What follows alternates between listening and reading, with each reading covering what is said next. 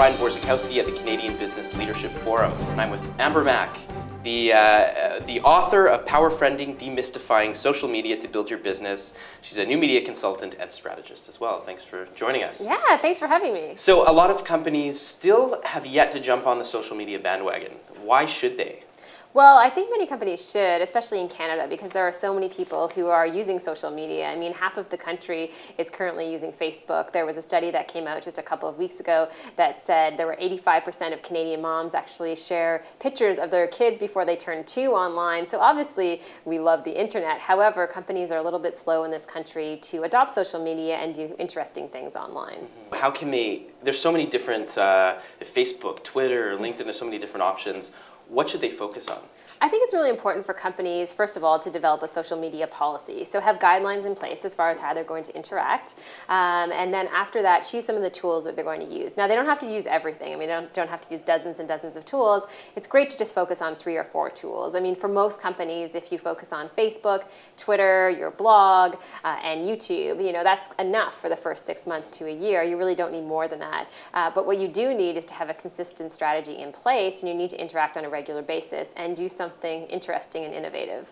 As for the top 3 things that a company should do online, I mean, first of all, they shouldn't talk about themselves all the time and talk about their products and service. They should really focus on building community and connecting with other people. It's just like if you're at a cocktail party, you're not going to talk about yourself all the time. The same thing applies on the web. Secondly, I think it's really important to create compelling content. I mean, there's so many opportunities for businesses out there to create content that's interesting to their customers, and that could be how-to tips, advice. You know, they've really become an expert in that space, and that's kind of ideal. And third thing, think of some of those campaigns that maybe will make something go viral. When you look at the Old Spice guy, you know, the Blend Tech videos, all of these things are fantastic ideas. They're funny, they're creative, and so if you can come up with something like that, it will really help kind of in the back end to grow your community more quickly.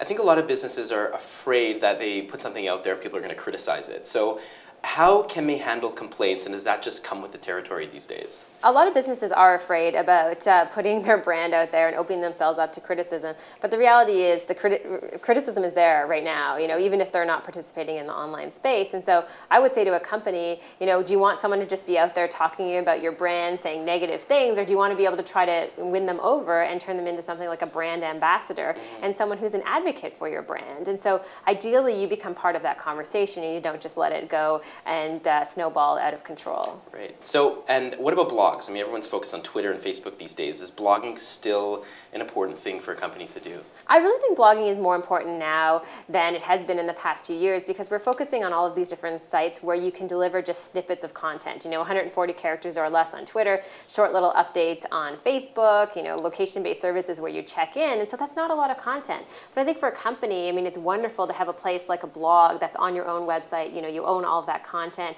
You can share videos, you can share photos, but you can also write long posts. So if you have an issue, like we look at United Breaks Guitars, that United Airlines issue where they broke a guitar from a band member, you know, a blog would be a great place for them to go and say, hey, this is what we're doing, this is how we're reacting to the situation, and this is how we're going to change things for the better. You can't really do that on Twitter in 140 characters. So think of your blog as really kind of your voice to the online world. A lot of the things that have gone viral are, in a positive way for companies, are funny.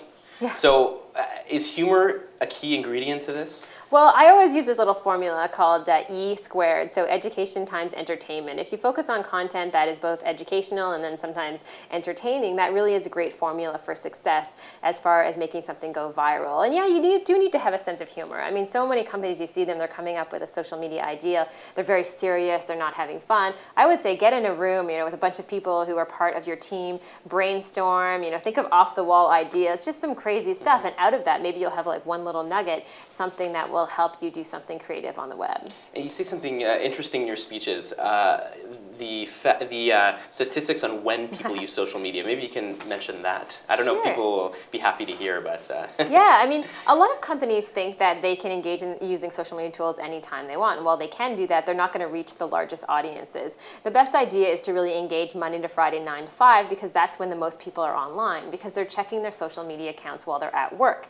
When they go home on the weekend, they're spending time with their family and their friends, and they don't really log on as much, which is a good thing, I think, because it's their weekend. However, employers marketers don't want to hear this because it means their employees are, playing around on some of these different sites. But the reality is if you have a campaign to get out there, one of the best times to send out a campaign or get your link shared really is Monday around lunchtime, because people have come back from the weekend, they've done some work in the morning, checked their emails, and now at lunch, what they want to do is they want to get out there, engage, see what happened over the weekend, share content, and start publishing again. And so Monday to Friday is really the time slot that you want to focus on. All right, well, thanks for joining us. Thank you. I'm Brian Borzakowski at the Canadian Business Leadership Forum.